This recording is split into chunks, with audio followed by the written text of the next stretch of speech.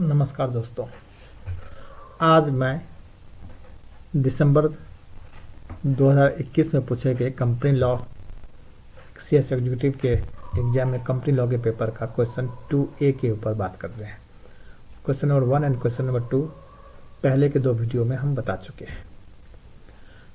Question number 2A का question number 1 है कि Santosh Kumar an employee of a listed company purchase certain shares of his company through a member of a stock exchange and lodge with the company for transfer of shares in his name. The company refused to execute the transfer on the suspicion that the employees, if admitted as a member of the company, will create nuisance in general meeting and seek access to the record of the company, decide giving reason. Whether the company contention shall be tenable and what is the remedy available to the employees in the given case. इस case में आपको section 58 use करना है। Section 58 का sub section 1 transfer share इनके सब private limited company के लिए है, जो इस क्वेश्चन से कोई मतलब नहीं है। आपको सेक्शन 58 सब सेक्शन 2 वो कहता है कि ट्रांसफर ऑफ शेयर्स इनके सब पब्लिक लिमिटेड कंपनी। क्या कहता है 58.2 कहता है कि सिक्योरिटीज और any interest of A member in a public limited company is freely transferable. इसका मतलब कोई रिस्ट्रिक्शन उसमें हो ही नहीं सकता, सेक्शन परमिट करता है। अब जब आप और अच्छे से याद करेंगे तो आप पाएंगे कि एक केस लॉज भी है तो सेम इसी मैटर को डील करता है, एग्जैक्ट लैंग्वेज है। वो कौन सा केस था? तो केस लॉ आपको ध्यान में आएगा, Shri Nirmal Kumar versus Jaipur Metal and Electrical Limited. ये 70s के टाइम की केस है, हम लोगों ने भी पढ़ा था। तो इस केस में एग्जैक्टली यही हुआ था। तो आप अपने क्वेश्चन के आंसर में सबसे ऊपर ही लिखेंगे relevant provision of the law section 58 subsection 2 relevant case law Nirmal Kumar versus Jaipur metals and electricals limited. फिर आप लिखेंगे कि in the above cited cases, Honorable Company Law Board held that no company can refuse to execute the transfer on the suspicion that employees, if admitted as a member of the company, will create nuisance in general meeting and seek access to the record of the company. Hence, in light of the above case and the provision of section 58 subsection 2, I can conclude that contention of the company shall not be tenable. A हो गया। अब B, what is the remedies available to the employees in the given case? Section 58 subsection 3 और 4 remedies बताता है transferee के favour में अगर company refuse करता है तो, जिसमें सबसेक्शन 4 जो है पब्लिक लिमिटेड कंपनी अगर रिफ्यूज करता है तो उसका प्रोविजन है। तो आप क्या कहता है section 58 subsection 4?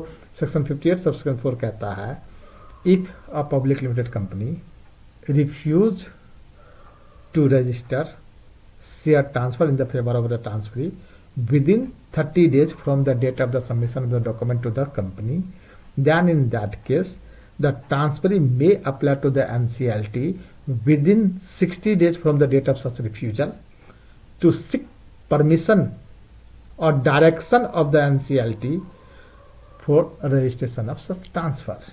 What will happen if company will not communicate to the transferee for refusal? Then in that case also the same subsection say कि if company did not communicate with the transferee, then in that case such transferee within 90 days from the date of submission of the such document to the company for registration of transfer apply and CLT to seek direction for the registration of such shares.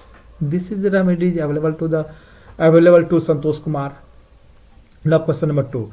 The board of directors of XYZ Limited is considering the proposal for making the investment in ABC Limited. The company has 5 directors on the board and in the board meeting 4 directors were present.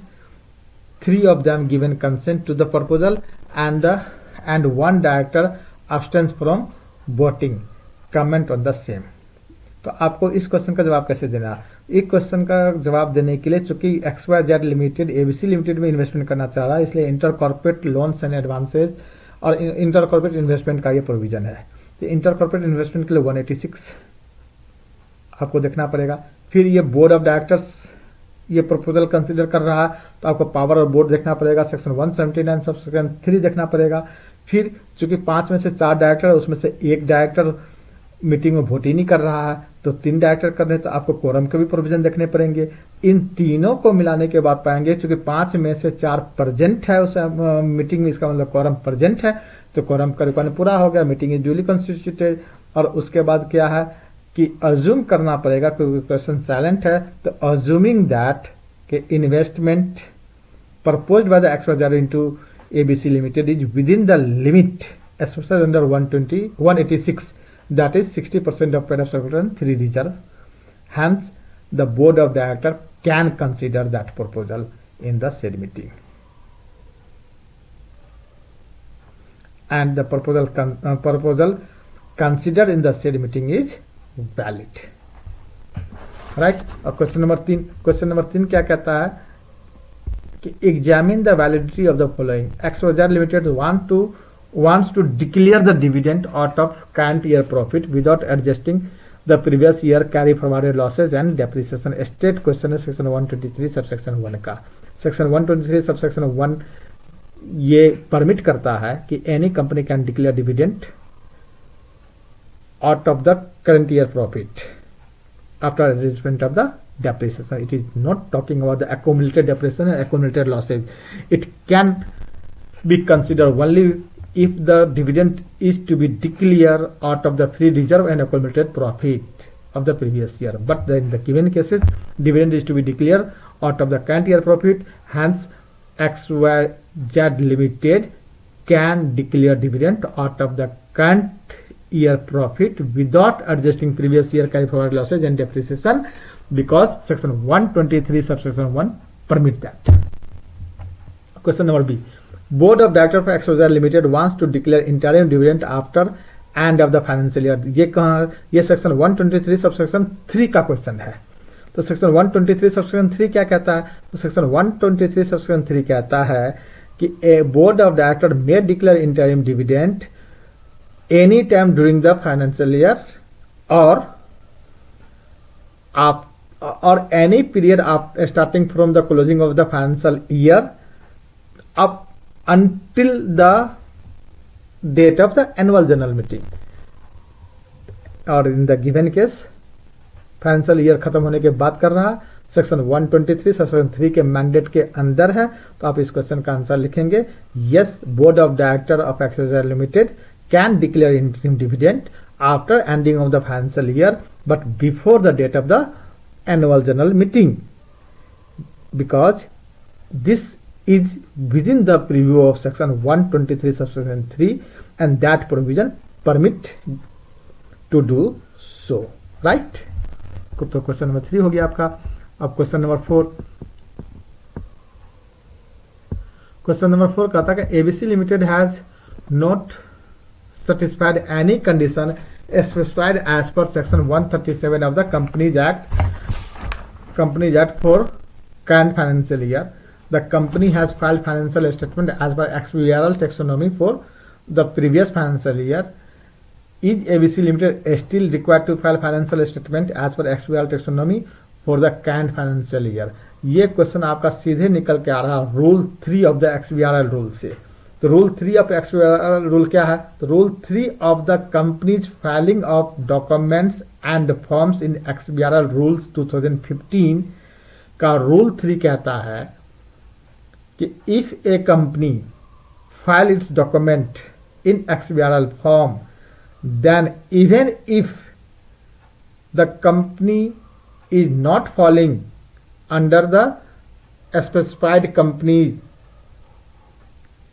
as specified in the section 137 and the rule, then also company has to keep filing his forms in XBRL form only in subsequent year also.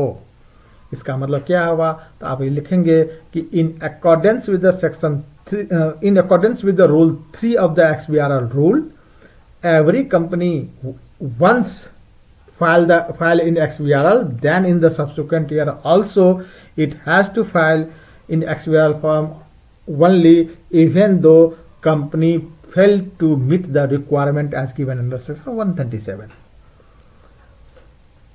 Section question number 5 क्या कहता है? Government of the West Bengal filed an application for the winding of the KTC Limited in the tribunal citing the section 271 of the Companies Act 2013 in the interest of the sovereignty and integrity of India, which has opposed by the company, stating that the state government cannot file a petition for winding up. Is the claim of the company sustainable and why? इस question का जवाब आपको section 271 से नहीं मिलेगा। इस section का जवाब सेक्शन 271 के साथ साथ आपको सेक्शन 272 पढ़ना पड़ेगा, क्योंकि सेक्शन 271 का सी पॉइंट कहता है कि रजिस्ट्रार ऑफ कंपनी और the central government through any person can file the winding of petition if central government feel that the company is acting against the interest of sovereignty and integrity of India. लेकिन जब section 272 पढ़ेंगे तो section 272 का 1F ये कहता है कि for the purpose of the section 271 subsection 1C then central government and state government can file petition of winding up for any company in the if the matter of is related to the interest of sovereignty and integrity of India. इसका मतलब क्या हुआ? इसका मतलब हुआ yes, West Bengal can file an application for winding up the KTC Limited, right? तो ये आपका क्वेश्चन नंबर 2 हो गया। नेक्स्ट वीडियो में हम क्वेश्चन नंबर 3 और 4 करेंगे। और जब कभी भी आपको लगे कि आपको किसी भी तरह का गाइडेंस की जरूरत है कंपनी लॉ में या किसी भी लॉ में पढ़ाई करते समय कंपनी सेक्रेटरीज में कोर्स में, तो आप हमसे संपर्क कर सकते हैं। मेरा मोबाइल नंबर है 9990339200। मेरा मोबाइल नंबर क्या? 9990339200। धन्यवाद।